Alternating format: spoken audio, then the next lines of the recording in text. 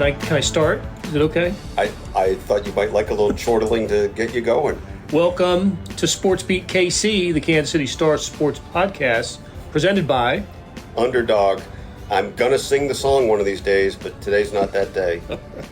Because it's a serious topic we're going to discuss. It is a serious topic. It's kind of serious, but it is. That was Vahe, Gregorian. Sam McDowell is here, columnist for the Kansas City Star. I'm Blair Kirchhoff, and we're going to talk stadiums, future homes of the Chiefs and the Royals. So I got to thinking, why not just put a for sale sign out in front of Kauffman Stadium? You know, just put one of those Remax or Century 21 signs. Everything must go. Yes. Some kind of concrete joke in here too to be had. A lot of bathrooms, you know. A lot of advantages there, you know. And don't list it at $1 billion. List it at like $999 million. You've got a real estate career just waiting for you. We kid because we love, and these teams, it's getting pretty close to the end of a deadline, really, for the Chiefs and the Royals for new or renovated homes because of the actions of the Missouri legislature. And of course, last week, the session in Missouri passed without the body taking action on new or passing the tax that would fund 50% of a new stadium for the Royals and a renovative cost for the Chiefs.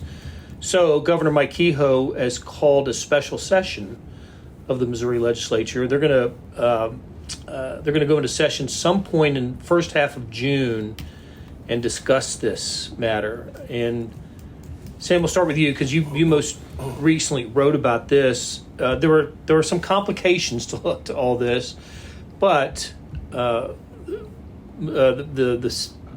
state Senate and the state House will be back in session. They'll talk about the measure that was passed by the state House, but not the Senate in their regular session. What do we think is going to happen? What's the expectation? This is a big moment for Governor Mike Kehoe. Yeah, no idea whether or not it'll get passed or not, to be honest. I mean, I think we've all learned in this topic not to predict what's going to happen. But, I mean, it seems like like you mentioned, he is going to call a special session for them to discuss this package that could fund up to half of the cost of a new or upgraded stadium for either team. And I think what this really speaks to is I've long cautioned people not to say they are going to Kansas or they are staying in Missouri until we see what the response from Missouri is going to be. And this is our first opportunity to really see what it's going to be. And what stood out listening to the House and the Senate debate this is the first opportunity for the people involved, like the people voting on this. It was their first opportunity to see what this plan's going to be. And that was even among the House, which passed it, I think, much more easily than some had anticipated. I think it was 106 to 40, maybe 108 to 40. Right. But what stood out is that a lot, even the people who voted for it said, I need to know more about this, though. I just got this dropped on my desk this morning. I just got a phone call last night that said we'd be debating this. And so as much as we were scrambling last week to decipher what this could mean for the teams, a lot of the people involved are as well, which is my guess why the Senate did not vote either way on this before adjourning their seasonal session. And therefore, Kehoe is saying, okay, if the timing of it is the issue, if there needs more time to digest the details of this, then we'll call people back for a special session, which I'm sure is not any of those senators' favorite thing to do, is to have their summer broken up and say, you got to come back in June while we discuss this huge project. One of the things I was struck by in our coverage, and forgive me for not remembering which of the politicos said this, but it was something that reverberated back to what the problems were with the vote last year. There was a notion that they don't really know what they're voting for because it's tantamount to the teams wanting a blank check. because they don't know what the teams are committing. Yeah. Is that a fair appraisal, or is that? I don't think it is, because what's important to remember in this is these projects would have to get individually approved by the state even if this passes. You still have to separately bring your project back for them to vote to say that you do qualify for this. And so in that sense, when that happens, you will certainly have to have much more fully fledged out details than what the teams have provided. That's a great distinction, though. That, and again, something else I misunderstood in it is, I mean, this is to bring it to the possibility of doing it. It wouldn't be to. There's nothing to approve. Yeah, I mean, there's nothing to approve, and also, by the way, this doesn't mean the teams would choose these options either. This doesn't. Right. This does not at all guarantee that the Chiefs would stay at Arrowhead Stadium. It just gives them the clearest picture of what their option would be, and maybe if the Senate doesn't pass it, it gives them the clearest picture that there isn't a state funding option in their minds. And the same, all the same is true for the Royals as well. It's the Missouri answer to Kansas. Attempted answer, yeah. Yeah. And even the answer, if we're to take the numbers at face value, doesn't match the Kansas offer, right? They're talking. The Missouri offer would be for 50% of the cost. That would be the state funding for the cost up to 50%, and on the Kansas side, assuming it can come about, they're talking about 70%, funding 70% of. Vahe and I have had separate conversations with people that really put doubt into Kansas's ability to come anywhere close to that number. So you're right that though that is a very clear distinction in these two bills. In practicality, I think they're similar proposals actually. Okay. Well, but either one, local money will have to be involved as well. What we're talking about is state money that would come from either the state of Missouri or the state of Kansas. But that means that's not all of it, right? Yeah. There'd have to be some Jackson County money if the teams stay here, or if the Royals go north of the river. Yeah, Clay County money. And it's not just, that's a really important point, because it's not just the team's preference, it's outright stated in the bill. That was, by the way, an amendment to the Clay County proposals to create a sports complex authority that's similar to what Jackson County has. So, yeah, it's an absolute requirement that they have it. And I've had enough conversations that I know for a fact that Chiefs would go to another vote in Jackson County. It would be separate from the Royals. We haven't heard that would be a component for the Royals. I even my own reporting, I haven't been told that the Royals have settled on that being definitively an absolute requirement for them, but it is part of the bill. So if you go to Clay County, what would that look like? I don't think you could pass a full sales tax in Clay County. So what other things could you get to have a local source of funding? And Mayor Lucas said last week, he told us that he had just had productive conversations with the Royals about moving downtown, which gets back that the center of this argument, or this conversation, I should say, would remain true. We still would not know where the Royals are going, where they even would want to go if this passes. We just would know that there would be a source of funding for whatever their final selection would be. The Chiefs, I think we could say, if they stay in Missouri, it's overwhelmingly likely we're talking about them renovating Arrowhead Stadium. But the Royals, I still think, is a pretty big shoulder shrug as far as what that would mean for them. And perhaps putting a practice facility at Arrowhead? I don't know if it'd be at Arrowhead, but that was a piece of the bill that I didn't anticipate. And I had talked to people over the weekend about what this could entail, and none of them had mentioned it. And I think it's a pretty important component that it requires any team using this to keep all of its headquarters and training facilities in the state as well. So that's Missouri saying, we'll give you something, but the taxable employees and all that is going to be in Missouri as well, which is, I think we all anticipate that any Chiefs training facility complex at least has the potential, if not the likelihood, to include training camp as well, which is right now in St. Joseph. So obviously a lot of elected officials see that as a potential moneymaker as opposed to just 8 to 10 home dates a year. And this would require them to stay in Missouri. And look, I know for a fact that the Chiefs have looked hard at different sites in Kansas for their training facility, but whether or not that means it's State Arrowhead or, if Clay County is creating a sports complex authority, that's certainly a potential option as well. I mean, nothing in the bill would prevent them from going to North Kansas City if that's what they wanted to do. It's almost like anything could happen. Yeah. Well, it just seems to me there are a lot of unanswered questions for an issue to which there's a deadline. That it's, and by end of June, which is when the Kansas Star bonds could expire. I guess there's an ability to extend them, but at least Missouri is operating on the premise that that's why they're calling a special session for June before the Kansas Star bonds expire. And the other thing is just it's a matter of, if you start adding up the years, think about this: that the bonds for the Truman Sports Complex were passed in June of 1967. Groundbreaking was in July of 1968.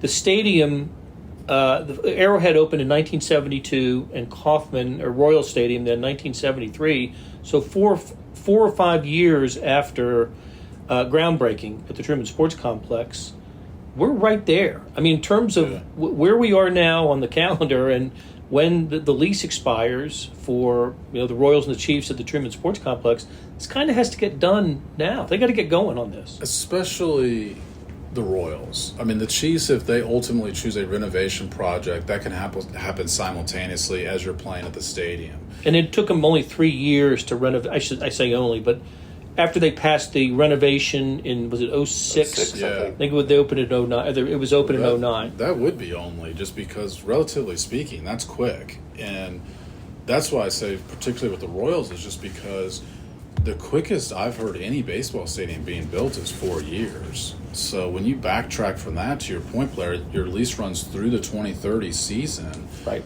That's 20. It doesn't include the 31 season.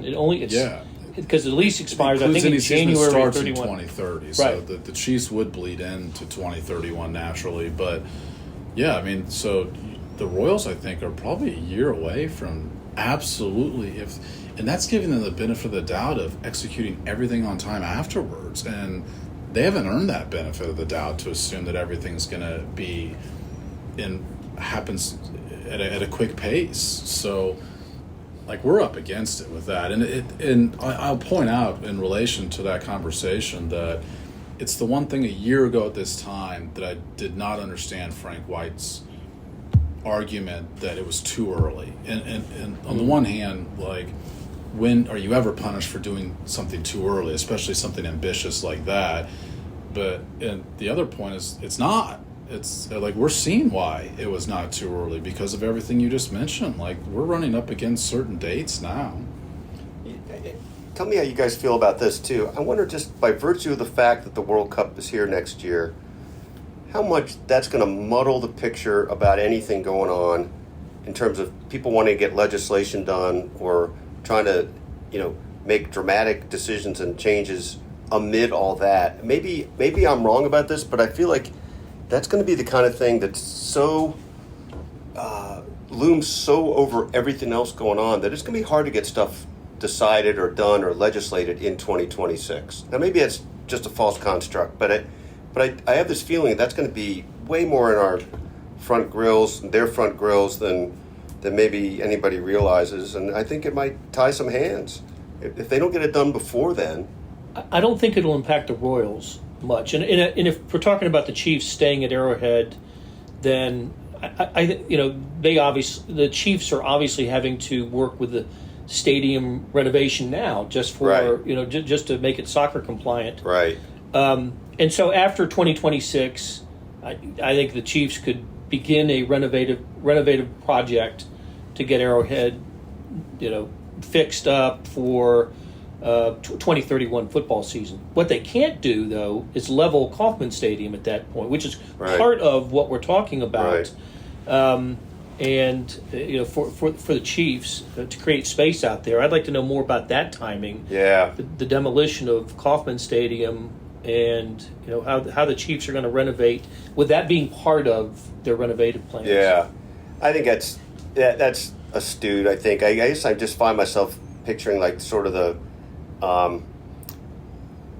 for lack of a better term, drama over everything that might gridlock politicians and such with that occupying so much space. But, we'll see.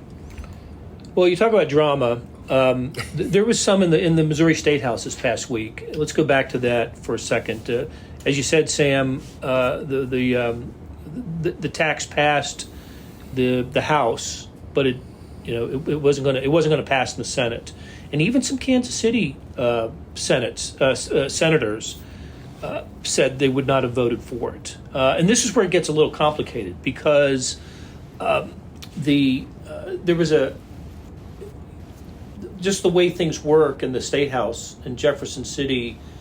There was is it a $500 million or $513 million package for improvements, capital improvements for hospitals, the mental health facility here in Kansas City, for other projects that basically was taken off the table, and so Kansas City, including Barbara Washington, the senator from Kansas City, the Democrat, said she would not have voted for.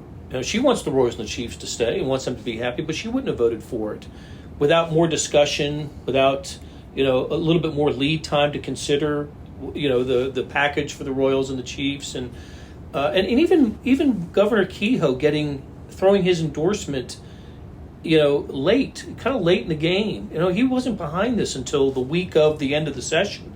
So it's not just calling a special session doesn't mean it's going to happen. Everything I read, and we're not political writers, but everything I read was Mike Kehoe had a good first year with the Missouri legislature. But if he doesn't get this done with his full endorsement, it doesn't look good for him.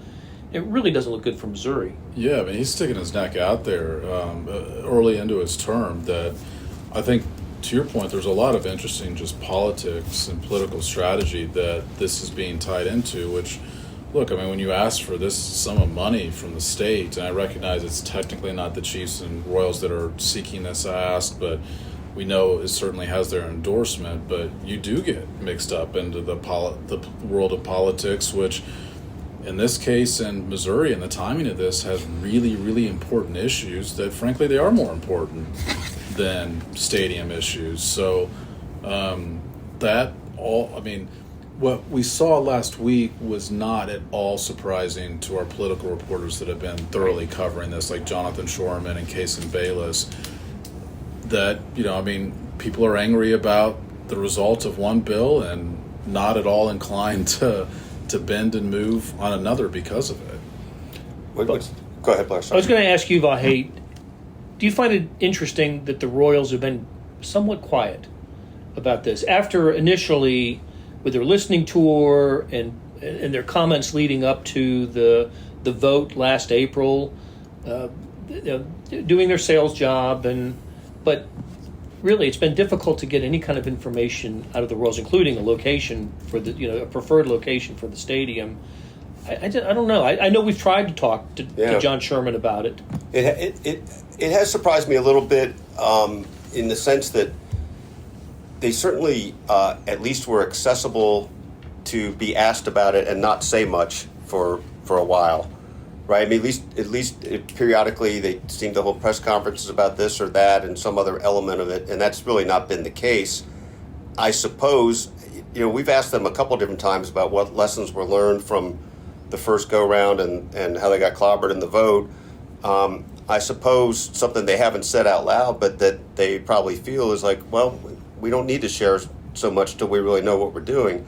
But part of the big problem, if you look back, there were so many missteps. It's really unfortunate. But the thing that I still can't really account for, that there was just such a fly in everything that they did, was the announcing of two finalist sites and then 7 or 8 months later it becoming a third site.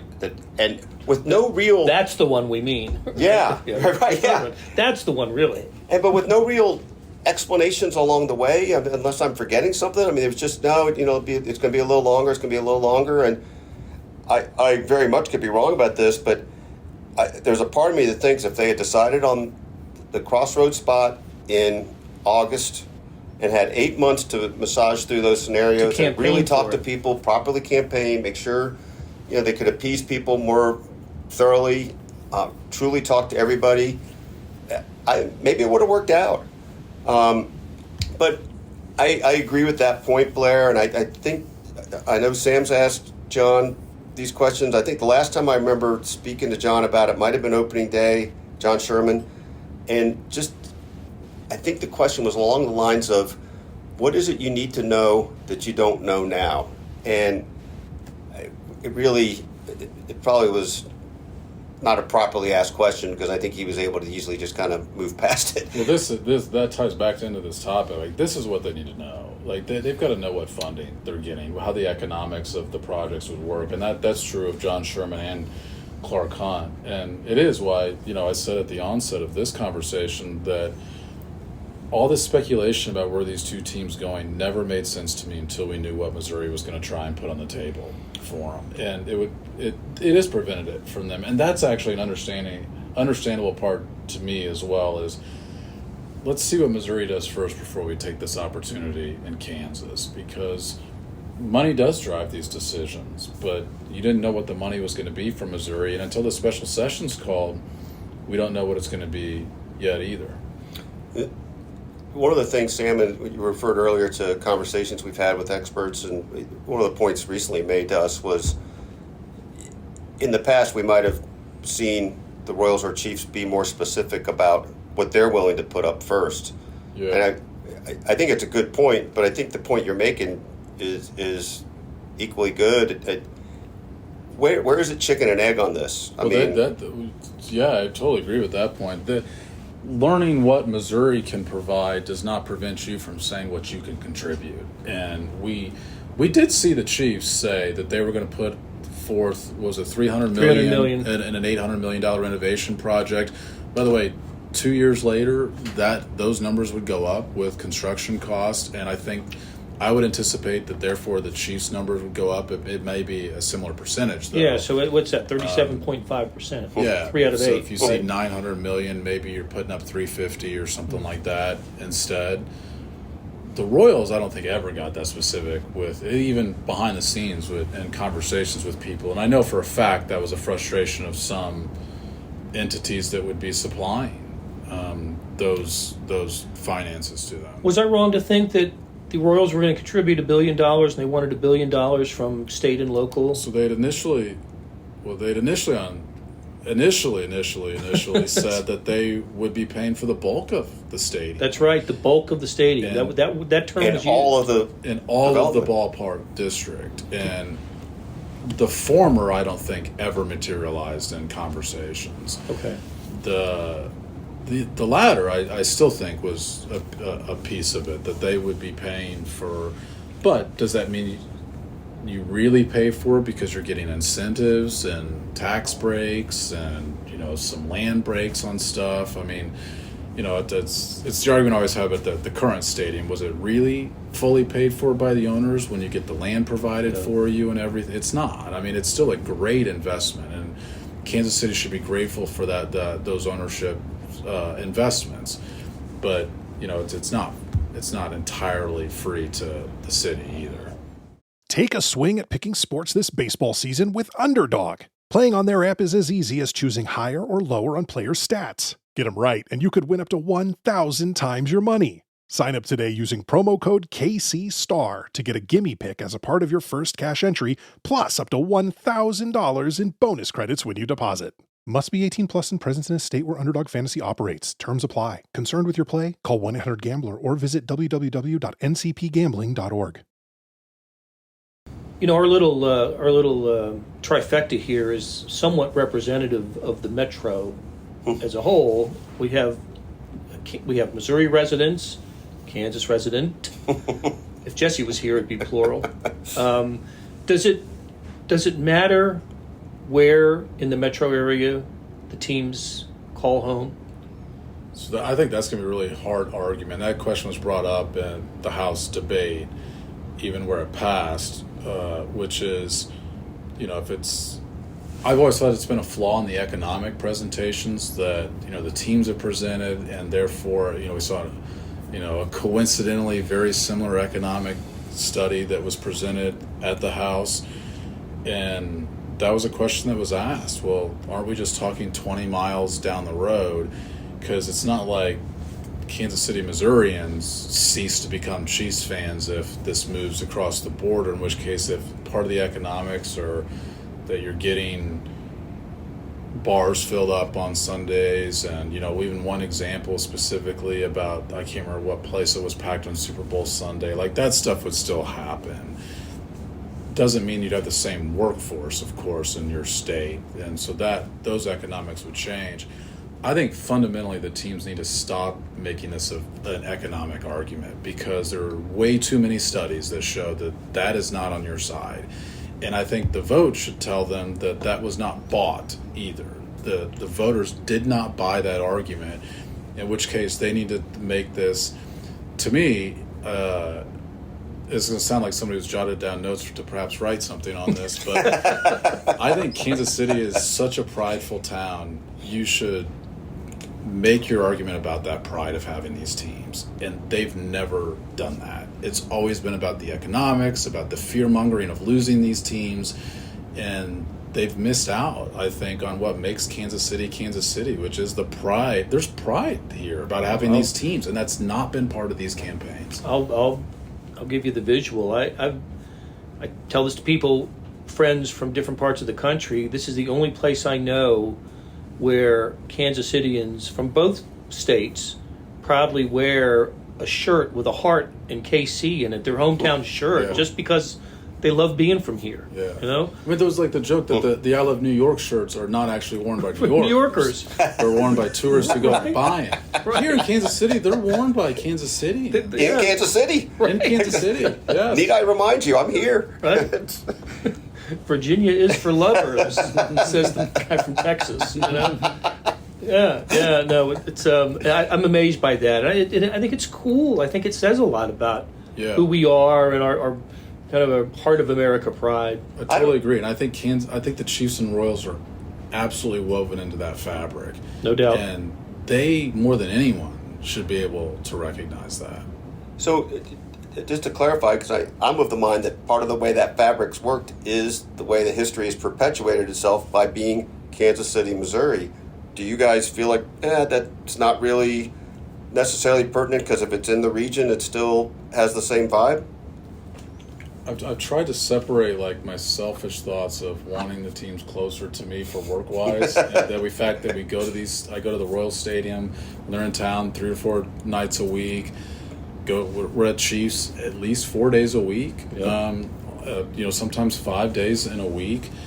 I've tried to separate that from that's by far my primary motivation for just hoping that somehow they wind up in Missouri. But like from an economic standpoint, from a pride standpoint, I mean, they're in Kansas City still. I do think it would. Some people would feel differently about that, though. I mean, I do. That question that I mentioned, that when Blair brought that up, that I said that was brought up, the response was not that it does matter they're in Missouri. Because this was a St. Louis representative that brought it up. The response to that St. Louis representative was, what would you feel like if the Cardinals just moved across the border to Illinois? And the guy said, that's a good point. Yeah, touche, right? I wouldn't like that.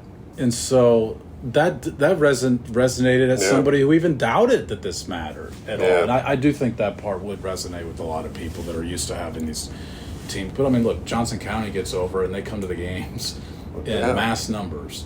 How about you as the resident? Well, as a little interesting point of geography, where I live, my home address, I'm closer to the Truman Sports Complex than I am the Legends. So, it's all about me and my convenience. But no, because I guess Vahe, you and I are the two people in this conversation who aren't from here originally. Yeah. I don't care where they are as long as they're in my metro area. I want them in my. I don't want them to leave, the heart of America. Yeah. And that includes Kansas and Wyandotte on the Kansas side, or Johnson County and Wyandotte County on the Kansas side. You mentioned what you thought was which one's closer to you, and I did the same. I actually think a lot of people are responding the way they are for that reason too. They go to the games. Yeah. And therefore, it's easy for me to get to a Royals game because I live in this spot.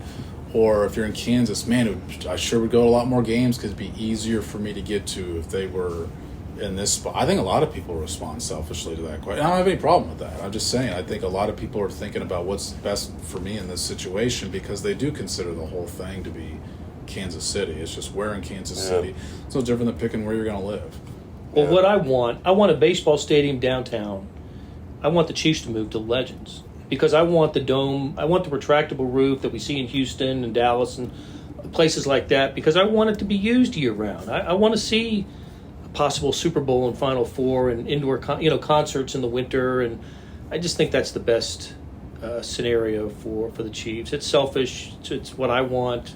I don't know if the Chiefs think that's best for them. I think you can build around it, but you're landing at the Legends, landing in a spot that has plenty of commercialization. You can add to that, but I'd like to see baseball downtown. Maybe right outside our window here where we're recording this podcast. I'd like to see it downtown too. I mean, maybe I'm influenced by having lived in St. Louis, with it downtown. Although it's an interesting thing, it's a whole other discussion that St. Louis's downtown is not done well. I mean, it's not like that's a thriving downtown.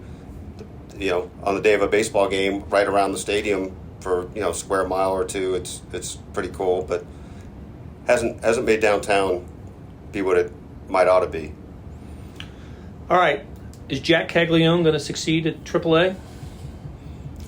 Why not? Why wouldn't he, right? Yeah, I mean that's the ladder, and I'd say it's reasonable to suggest he dominated. AA. 322, 9 home runs, 41 RBIs, 43 RBIs, 38 games. I think what really stood out to me was the Royals lineup at the major leagues over the last 3 days against St. Louis, which was, even though Michael Massey was in the lineup, suddenly Jonathan India was playing second base, which he doesn't play left field or second base particularly well. But now you had Michael Massey out in left field for the first time on something they practiced in spring training. We heard he was going to play it. He never did. He was a regular second base. Now suddenly he's getting time in left field. And to me, I'm reading between the lines here, but it seems like the thought is our best lineup, if we have to make a change, includes a change in left field. So the best hitter is going to be playing second base now. And Jack Caglione's been playing not only right field, but left field now in the minor leagues. And that tells me that there could be a faster track than the Royals had initially envisioned going into this season, and they're already preparing for what that track would look like in the major leagues, not just in AAA. As recently as about 2 weeks ago, and I talked to Matt Quatrero about some lineup construction stuff, and I asked him about why they did Massey in spring training, but he hasn't been out there, and why is India always third and left instead of ever at second? And he said they were trying to basically keep people to two positions and keep it simple. There was no inference that this was going to come. So I think that speaks to your theory a little bit. I was out of town last week and missed it if it was spoken about, but did Matt Quatrero or JJ speak a little bit at length on finally putting Massey in left?